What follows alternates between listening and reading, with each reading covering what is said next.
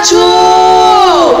আমাদের ওঠাও, ওঠাও, আমাদের বাঁচাও। কিসের চিৎকার?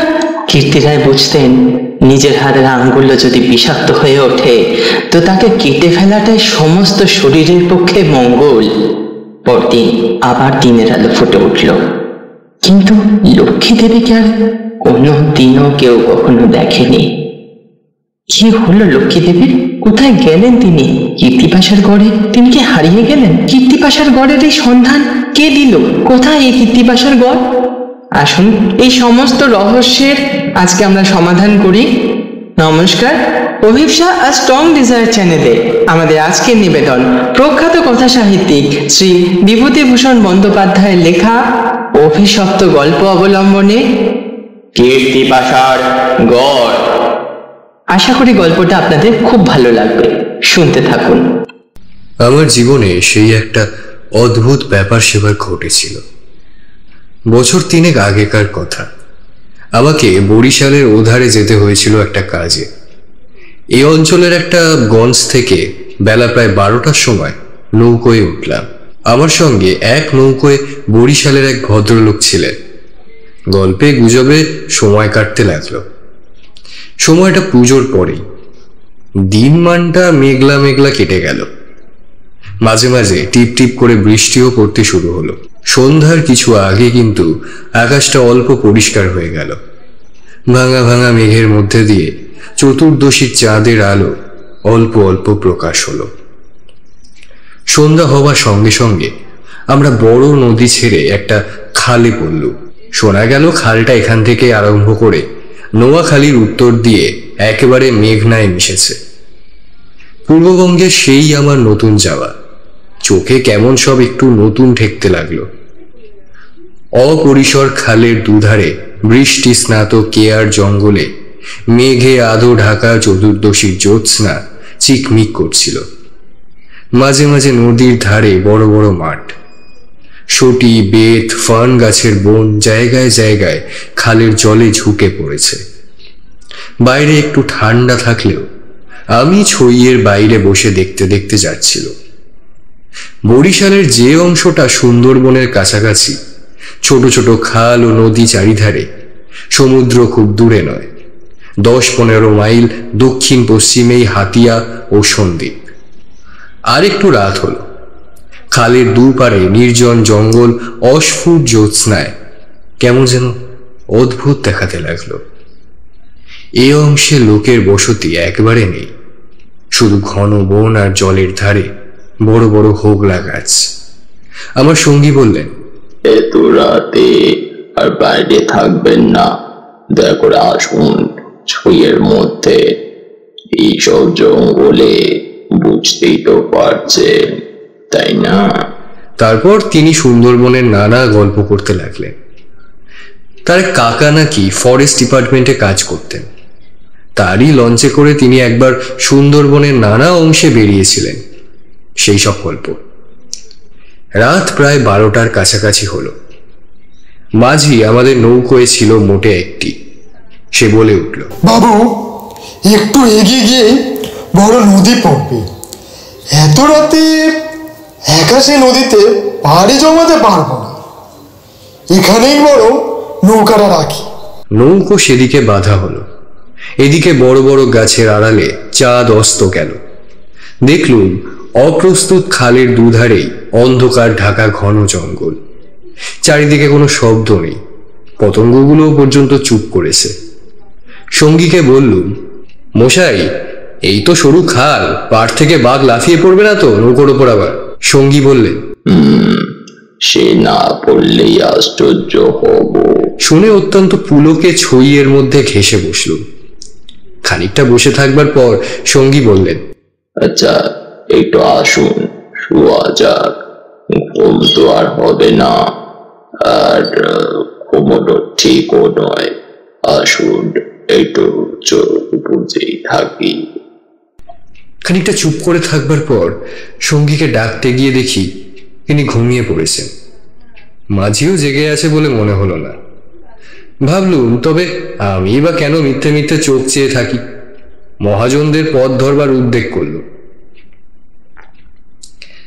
তারপর যা ঘটল সে আমার জীবনের এক অদ্ভুত অভিজ্ঞতা। শুতে যাচ্ছি, হঠাৎ আমার কানে গেল অন্ধকার বন ঝোপের ওপাশে অনেক দূরে গভীর জঙ্গলের মধ্যে কি যেন কোথায় একটা গ্রামাফোন বাজাচ্ছে। তাড়াতাড়ি উঠে বসল। গ্রামাফোন? এই বনে এত রাত্রে গ্রামাফোন বাজাবেটাকে?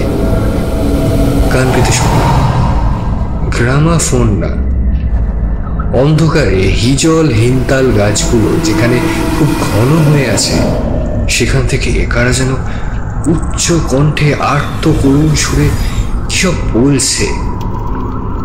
খানিকটা শুনে মনে হলো সেটা একাধিক লোকের সমবেত কণ্ঠস্বর।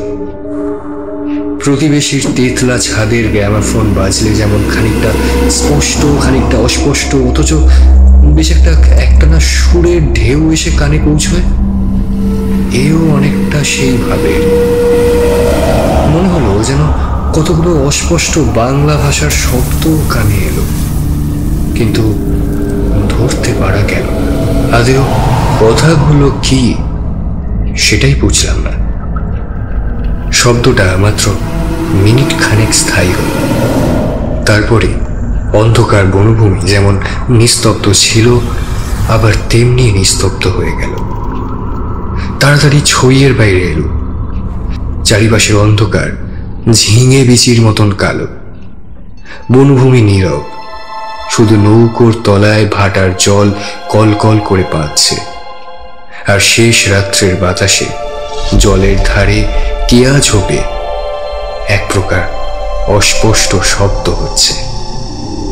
পাড় থেকে দূরে হিজল গাছের কালো গুড়িগুলোর অন্ধকারে এক অদ্ভুত চেহারা হয়েছে।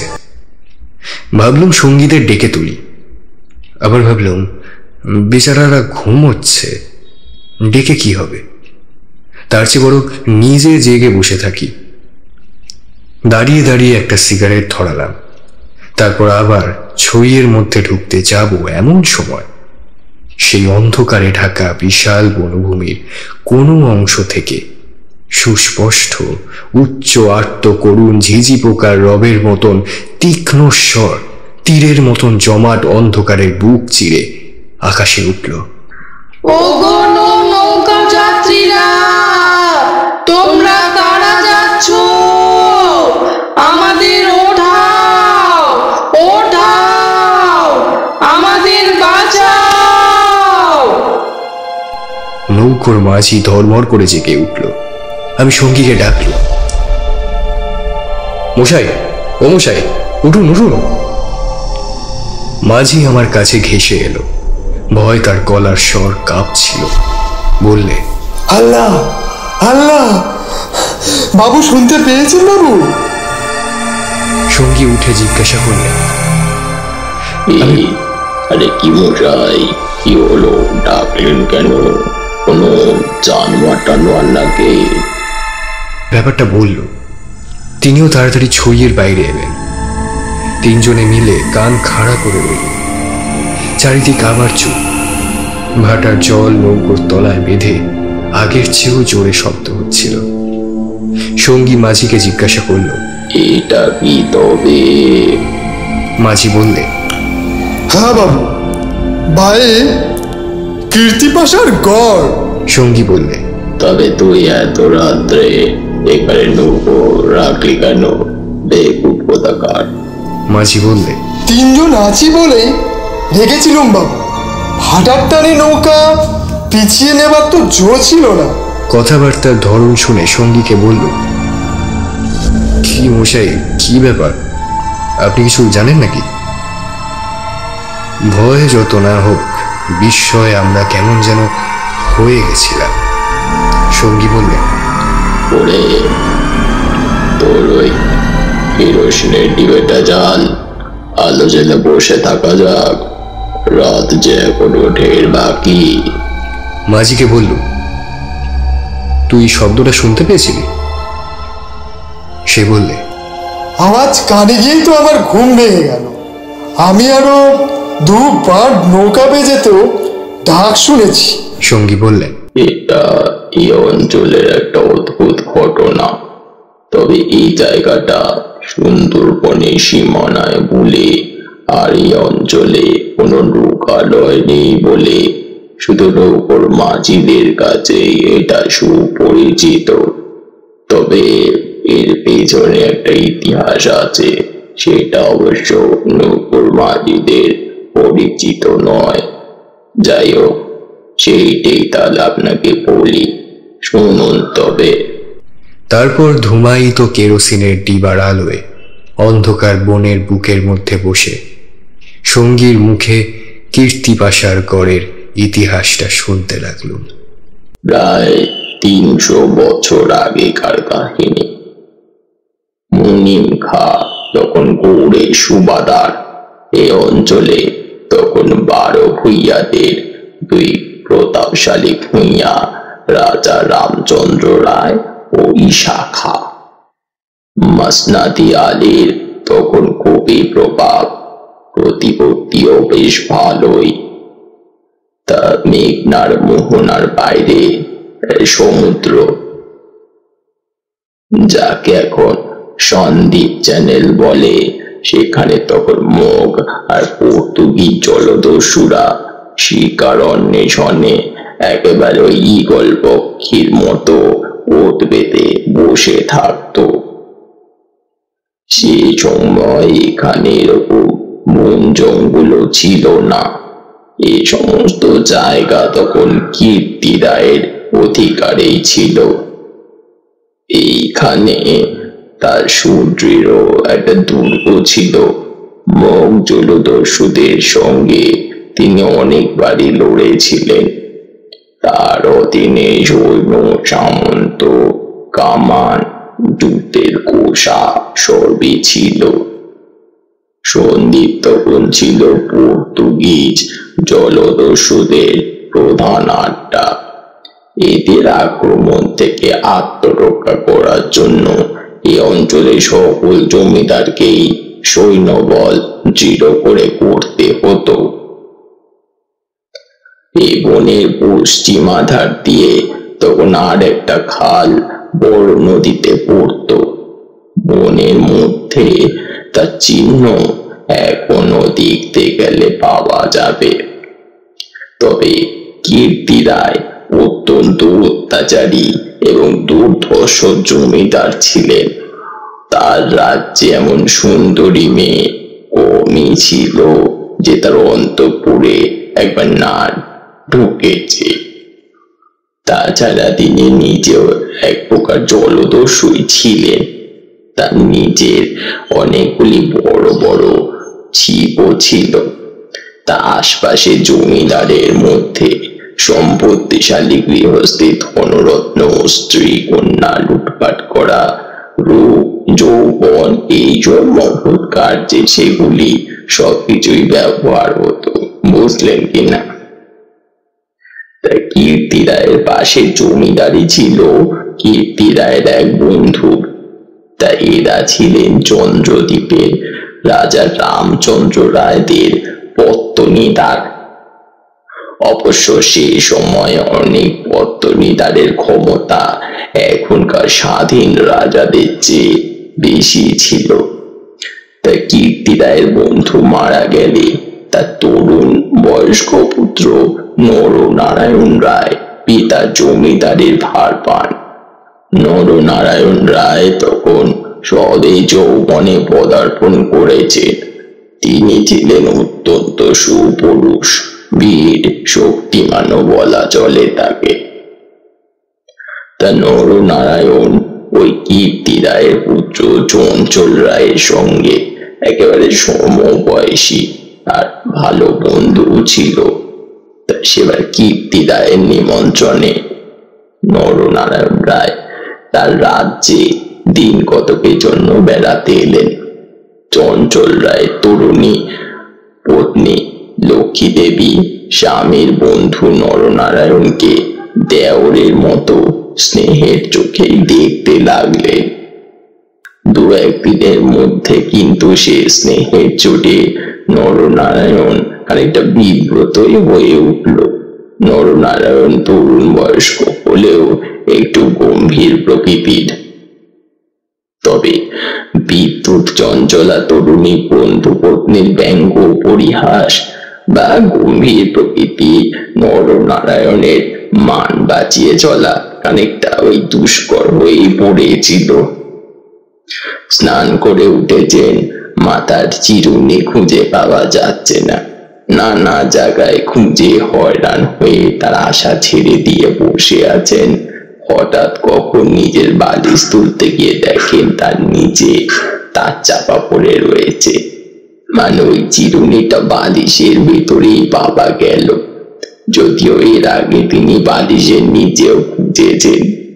তার প্রিয় তরোয়ালটা দুপুর থেকে বিকেলের মধ্যে 5 বার হারিয়ে গেল, আর 5 বারই সেগুলো সম্পূর্ণ অপ্রত্যাশিত ভাবে বিভিন্ন জায়গা থেকে খুঁজে পাওয়া গেল। পান, এমন সব পানের ভেতরে জিনিস, মানে যে আর কি পান আপনি খান, সেই পানের ভিতরে এমন জিনিস ছিল যাতে সেগুলি কোনো কালেই পান সাজানোর উপকরণ নয়, বুঝেছেন? তো সে যাই হোক, তরল মস্তিষ্ক বন্ধু পত্নীকে কিছুতেই নরনারায়ণ এঁটে উঠতে পারলেন। খানিকটা অত্যাচার জর্জরিত নরনারায়ণ রায় ঠিক করলেন তার বন্ধু স্ত্রীটি একটু ছিটগ্রস্তই হবে হয়তো। তা বন্ধু দুর্দশায় চঞ্চল রায় মনে মনে খুব খুশি হলেও বাইরে কিন্তু স্ত্রীকে ডেকে বললেন, 2 দিনের জন্য এসেছে বেচারি, ওকে তুমি যেভাবে বিব্রত করে তুলেছ ও আর কখনো আসবে না। দিন কয়েক এইভাবে কাটার পর কীর্তিদারের আদেশে চঞ্চল রায়কে যেন হঠাৎই কোনো কাজে গৌরবঙ্গে যাত্রা করতে হলো। নরনারায়ণ রায় বন্ধু পত্নী কখন কি করে বসে সেই ভয়ে দিন কত একবারে ভীত সন্ত্রস্ত অবস্থায় দিনকাল কাটাবার পর নিজের বজরায় উঠে হাঁপ ছেড়ে বাঁচলেন। যাবার সময় লক্ষ্মী দেবী বারবার করে বলে দিলেন, আবার যখন আসবে ভাই, এমন একটি বিশ্বাসী লোক সঙ্গে এনো যে রাত দিন তোমার জিনিসপত্র ঘরে বসে চৌকি দেবে, বুঝলে তো? নরনারায়ণ রায়ের বজরা রায়মঙ্গলের মোহনা ছাড়িয়ে যাবার একটু পরে জলদস্যুরা তাতে আক্রমণ করল। তখন দুপুর বেলা প্রখর রৌদ্র বজরার দক্ষিণ দিকের চারিদিকে জলরাশি একেবারে সানানো তলোয়ারের মতো ঝকঝক করছিল।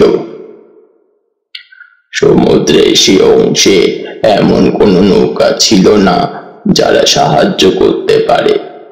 সেটা রায়মঙ্গল আর কালাবদর নদীর মুখ, সামনে যার সমুদ্র, মানে সেই সন্দ্বীপ চ্যানেল, জলদস্যুদের প্রধান ঘাঁটি। নরনারায়ণের বজরার রক্ষীরা কেউ আহত হলো, আবার কেউ নিহত হলো, কেউ কেউ আবার সাংঘাতিক ভাবে জখম হলো। নিজে নরনারায়ণ দস্যুদের সেই আক্রমণ করতে বাধা দিতে গিয়ে পায়ে কিসের একটা খোঁচা খেয়ে একেবারে অজ্ঞান হয়ে পড়লেন। জ্ঞান ফিরলে পরে দেখতে পেলেন তিনি একটা অন্ধকার জায়গায় শুয়ে আছেন। তার সামনে কি যেন একটা বড় নক্ষত্রের মতো জ্বলছে। খানিকক্ষণ জোরে চোখের পলক ফেলবার পর তিনি বুঝলেন যাকে নক্ষত্র বলে মনে হয়েছে সেটা একটা অতি ক্ষুদ্র একটা ফুটোই বলতে পারে, যে ফুটোটা দিয়ে সূর্যের আলো প্রবেশ করছে। নরনারায়ণ দেখলেন তিনি একটা অন্ধকার ঘরে একটা স্যাঁতস্যাঁতে মেঝের উপর শুয়ে আছেন, আর ঘরের দেওয়ালে জায়গায় জায়গায় শ্যাওলা জঙ্গলে খানিকটা দলবদ্ধ ভাবে গজিয়ে উঠেছে। যাই হোক, আরো কদিন, আরো কত রাত কেটে গেল। কেউ তার জন্য কোনো খাদ্য খাবার দাবার কিছুই আনলে না। তিনি বুঝলেন যারা তাকে এখানে এনেছে তাকে না খেতে দিয়ে মেরে ফেলাটাই তাদের উদ্দেশ্য। অতএব সামনে মৃত্যু, নির্মম মৃত্যু। সেদিনও সেইভাবে কেটে গেল। আঘাতজনিত ব্যথায় আর খিদের তৃষ্ণাতে খানিকটা অবসন্ন হয়ে নরনারায়ণের চোখের সামনে থেকে সেই ফুটো দিয়ে আসা শেষ আলোটাও আস্তে আস্তে মিলিয়ে গেল। তিনি অন্ধকার ঘরে একটা ওই শয্যাশায়ী বলা চলে ক্ষুধা কাতর দেহে হাত পা ছড়িয়ে খানিকটা অধীর ভাবে মৃত্যুর অপেক্ষা করতেই লাগলেন। তবে প্রকৃতির একটা ক্লোরোফর্ম আছে, যন্ত্রণা পেয়ে মরছে এমন প্রাণীকে মৃত্যু যন্ত্রণা থেকে বাঁচাবার জন্য সেটা মাঝে মাঝে ওই মুমূর্ষু প্রাণীকে খানিকটা অভিভূত করে। ধীরে ধীরে যেন সেই দয়াময়ী মৃত্যু তন্দ্রায় এসে তাকে আশ্রয় করলে। বেশ খানিকক্ষণ পরে, তবে কতক্ষণ তিনি যেটা বুঝতে পারলেন না, হঠাৎ আলো চোখে লেগে তার তন্দ্রা ঘোর কেটে গেল। অবাক হয়ে নরনারায়ণ চোখ ফেলে দেখলেন তার সামনে প্রদীপ হাতে দাঁড়িয়ে তার বন্ধু পত্নী লক্ষ্মী দেবী। কথা বলতে গিয়ে লক্ষ্মী দেবীর ইঙ্গিতে নরনারায়ণ থেমে গেলেন। লক্ষ্মী দেবী হাতের প্রদীপটি আঁচল দিয়ে ঢেকে নরনারায়ণকে তার অনুসরণ করতে বললেন। একবার নরনারায়ণের সন্দেহ হলো এসব স্বপ্ন নয় তো, কিন্তু সেই যে প্রদীপের উজ্জ্বল আলোয় সেই স্যাঁতস্যাঁতে সবুজ শ্যাওলার দল, সেটাকে উনি একেবারে প্রত্যক্ষ করতে লাগলেন। নরনারায়ণ ছিলেন শক্তিমান যুবক। খিদে তৃষ্ণায় দুর্বল হয়ে পড়লেও নিশ্চিত মৃত্যু গ্রাস থেকে বাঁচবার উৎসাহে তিনি খানিকটা তাড়াতাড়ি করে বন্ধু পত্নীর পেছন পেছন চলতে লাগলেন। একটা পাথরের সিঁড়ি বেয়ে খানিকটা উপরে উঠে একটা দীর্ঘ সুড়ঙ্গ পার হবার পর তিনি দেখলেন যে তারা কীর্তিদায়ের প্রাসাদের একেবারে সামনের খাল ধারে এসে পৌঁছেছেন। লক্ষ্মী দেবী তখন একটা ছোট পেটে বোনা থলি বার করে তার হাতে দিয়ে বললেন, এতে খাবার আছে, কিন্তু এখানে খেও না। তুমি সাঁতার জানো তো? খাল পার হয়ে ওপারে গিয়ে কিছু খেয়ে নাও, তারপর যত শিগগিরই পারো পালিয়ে যাও। ব্যাপার কি? নরনারায়ণ রায় একটু একটু করে বুঝতে পারলেন তার বিস্তৃত জমিদারি কীর্তিদায় জমিদারের পাশে, এবং তার অবর্তমানে কীর্তিদায়ী সেই বংশধরদের ভবিষ্যৎ পত্তনীরা। অতএব অত বড় বিস্তৃত ভূ সম্পত্তি সৈন্য সামন্ত কীর্তিরায়ের হাতে এলে তিনি কি আর কিছু গ্রাহ্য করবেন? কীর্তিরায় যে মাথা নিচু করে আছেন তার এই কি কারণ নয় যে তার এক পাশে বাকলা, এক পাশে চন্দ্রদ্বীপ, আর অন্য পাশে ভুলুয়ার প্রতাপশালী ভূঁইয়া রাজা লক্ষণ মাণিক্য। যাই হোক, সে প্রদীপের আলোয় নরনারায়ণ দেখলেন তার বন্ধু পত্নীর মুখে সে চটুল হাস্যরেখার চিহ্ন একেবারেই নেই। তার মুখখানি সহানুভূতিতে ভরা, অনেকটা মাতৃ মুখের মতো স্নেহ কোমল হয়ে এসেছে। তাদের চারপাশে গাঢ় অন্ধকার, মাথার উপরে আকাশের বুক চিরে দিগন্ত বিস্তৃত উজ্জ্বল ছায়াপথ। খানিকটা কাছেই খালের জল জোর ভাটার টানে তীরের হোগলা গাছ তুলিয়ে কলকল শব্দে বড় নদীর দিকে ছুটছে। নরনারায়ণ আবেগপূর্ণ স্বরে জিজ্ঞাসা করলেন, চঞ্চল কি এর মধ্যে আছে? লক্ষ্মী দেবী বললেন, না ভাই, তিনি কিচ্ছুটি জানেন না। এই সব শ্বশুর ঠাকুরের ষড়যন্ত্র, এই জন্যেই তাকে অন্য জায়গায় পাঠিয়েছেন। এখন আমার মনে হচ্ছে ওসব গৌট্টোর সব মিথ্যে। নরনারায়ণ দেখলেন লজ্জায় দুঃখে তার বন্ধু পত্নীর মুখটা কালো হয়ে উঠেছে। লক্ষ্মী দেবী আবারও বললেন, আমি আজ জানতে পারি খিড়কিগড়ের পাইক সর্দার আমার মা বলে তাকে দিয়ে রাতের পাহারা সব সরিয়ে রেখে দিয়েছিলাম, তাই। এইবার সব শুনে নরনারায়ণ তাকে উত্তর দিলেন, বৌঠাকুরান, আমার এক বোন ছেলেবেলায় মারা গিয়েছিল জানো। তুমি না ঠিক সেই আমার বোনের মতো, আবার ফিরে এলে। লক্ষ্মী দেবী পদ্মের মতন মুখখানি চোখের জলে ভেসে গেল। একটু ইতস্তত করে বললেন, ভাই, বলতে সাহস পাইনি, তবুও একটা কথা বলছি, বোন বলে যদি রাখো। নরনারায়ণ তখন জিজ্ঞাসা করলেন, কি কথা বৌঠাকুরান? লক্ষ্মী দেবী বললেন, তুমি আমার কাছে বলে যাও ভাই যে শ্বশুর ঠাকুরের কোনো অনিষ্ট চিন্তা তুমি করবে না। নরনারায়ণ রায় একটু কি যেন ভাবলেন, তারপর বললেন, তুমি আমার প্রাণ দিলে বৌঠাকুরান, তোমার কাছে বলে যাচ্ছি, তুমি বেঁচে থাকতে তোমার শ্বশুরের কোনো অনিষ্ট চিন্তা করবো না। বিদায় নিতে গিয়ে নরনারায়ণ একবার জিজ্ঞাসা করলেন, বৌঠাকুরান, তুমি ফিরে যেতে পারবে তো?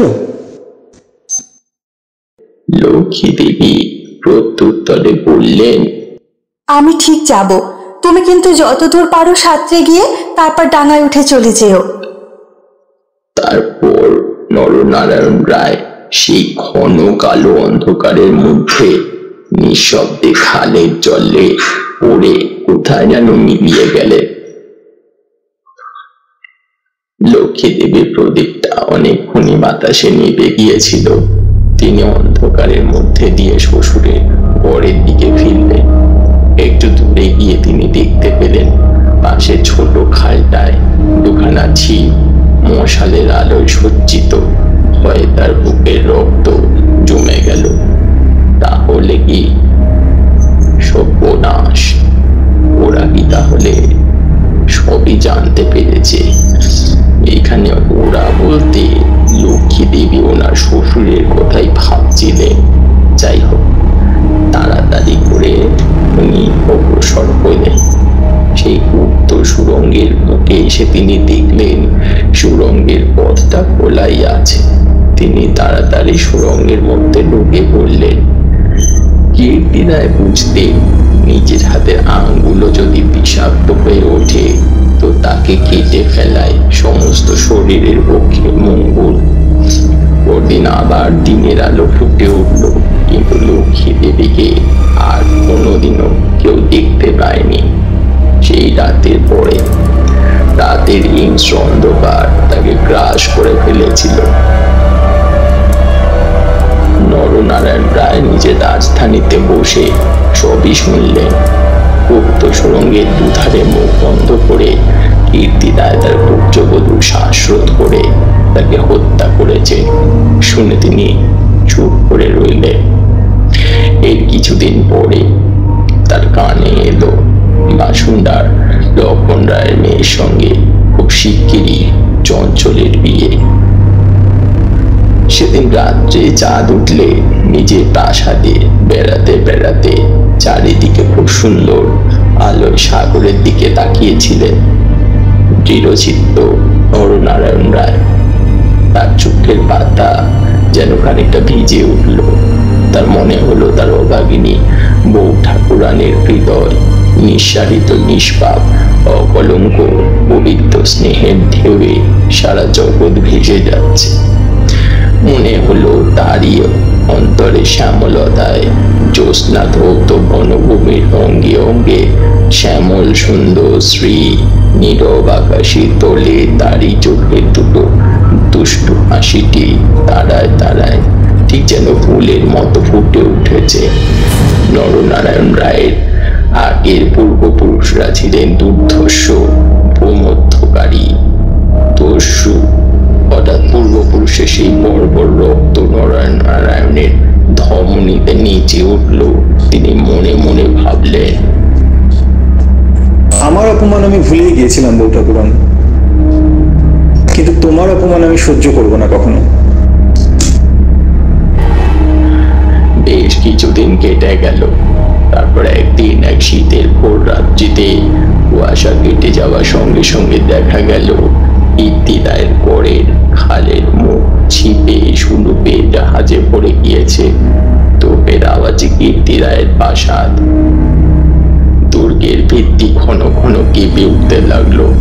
কীর্তি রায় শুনলেন আক্রমণকারী নরনারায়ণ রায় সঙ্গে দুরন্ত পর্তুগিজ জলদস্যু স্টিবাস্টিও গঞ্জালেস উভয় সম্মিলিত বহরে 40খানা পোষা খালের মুখে চড়াও হয়েছে। পুরো বহরের বাকি অংশ বাইরের নদীতে দাঁড়িয়ে। এই আক্রমণের জন্য কীর্তি রায় আগে থাকতেই প্রস্তুত ছিলেন। এবার প্রস্তুত ছিলেন না নরনারায়ণের সঙ্গে গঞ্জালেসের যোগদানের জন্য। রাজা রামচন্দ্র রায় এবং রাজা লক্ষ্মণ মাণিক্যর সঙ্গে গঞ্জালেসের কয়েক বছর ধরে শত্রুতা চলেই আসছে। এই অবস্থায় গঞ্জালেস যে তাদের বর্তনীতার নরনারায়ণ রায়ের সঙ্গে যোগ দেবে, এই কীর্তি রায়ের কাছে সম্পূর্ণই অপ্রত্যাশিত ঘটনা। তাহলেও কীর্তি রায়ের গড় থেকেও তোপ চলল। গঞ্জালেস সুদক্ষ নবীন, তার পরিচালনে 10খানা সুলুক চড়া ঘুরে ঘরের পাশে ছোট খালে ঢুকতে গিয়ে কীর্তি রায়ের নওয়ারার এক অংশ বাধাপ্রাপ্ত হলো। গড়ের কামান সেদিকে এতটাই প্রখর যে খালের মুখে দাঁড়িয়ে থাকলে বহর মারা পড়ে। গঞ্জালেস 2খানা কামানবাহী সুলুক ছোট খালের মুখে রেখে বাকিগুলো সেখান থেকে ঘুরিয়ে এনে চড়ার পেছনে দাঁড় করালেন। গঞ্জালেসের অধীনস্থ অন্যতম জলদস্যু মাইকেল রোজারিও ডি ভেগা এই ছোট বহর খালের মধ্যে ঢুকিয়ে গড়ের পশ্চিম দিক আক্রমণ করবার জন্য আদিষ্ট হল।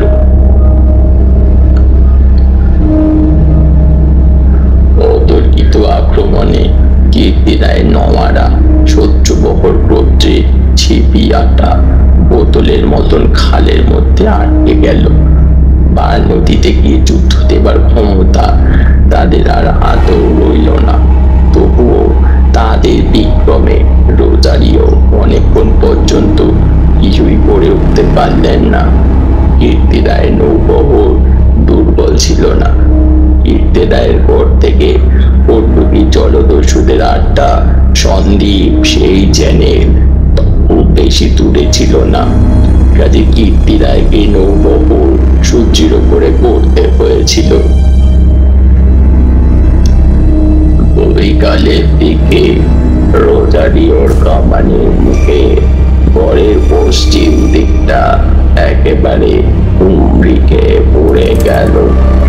ওপরের নিস্তব্ধ নীল আকাশে কেবলমাত্র এক ঝাঁক শকুনি কীর্তি রায়ের গড়ের ওপর চক্রাকারে ঘুরছে। হঠাৎ বিজয়োন্মত্ত নরনারায়ণ রায়ের চোখের সম্মুখে বন্ধুপত্নীর বিদায়ের রাতে সন্ধ্যার পদ্মের মতন বিষাদ ভরা ম্লান মুখখানি কাতর মিনতিপূর্ণ সেই চোখ দুটি তার মনে পড়ে গেল।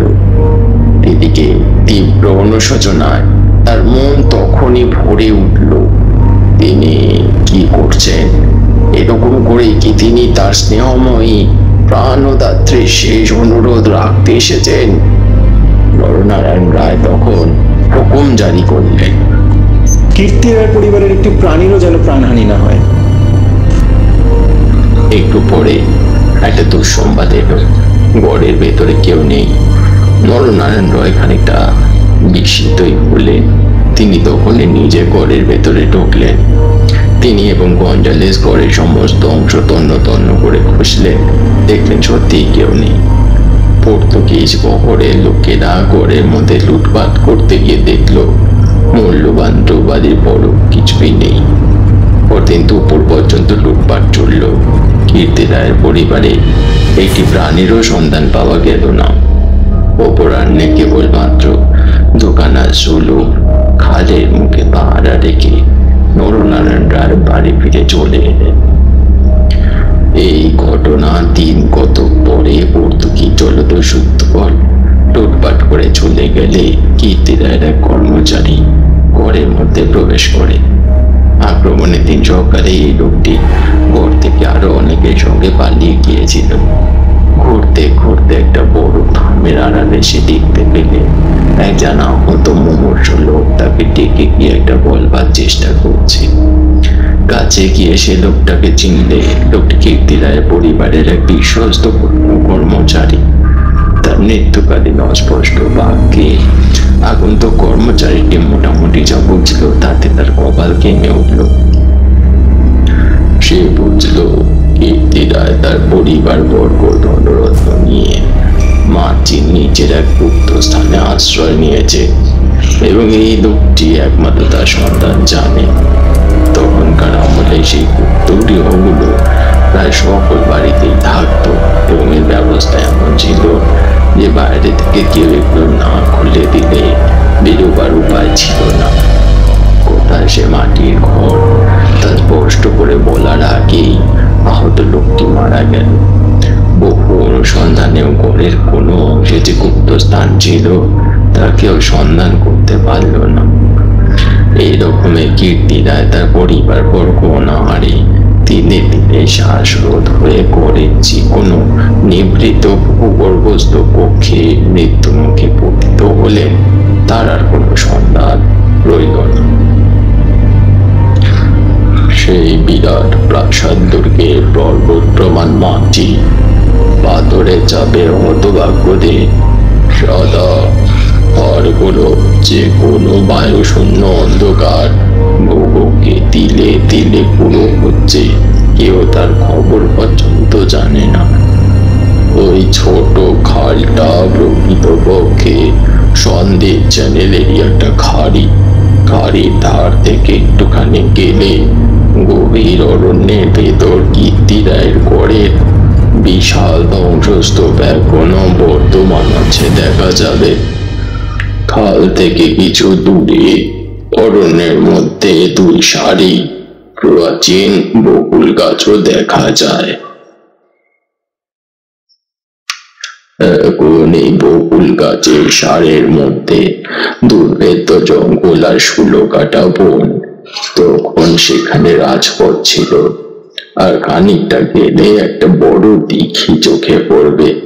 তারই দক্ষিণে কুঁচোইটে জঙ্গলাবৃত স্তূপে খানিকটা আঙুর মুখু পাথরের করি ভাঙা থামের অংশ 12 বইয়াদের বাংলা থেকে, রাজা প্রতাপাদিত্য রায়ের বাংলা থেকে বর্তমান যুগের আলোয় উঁকি মারছে।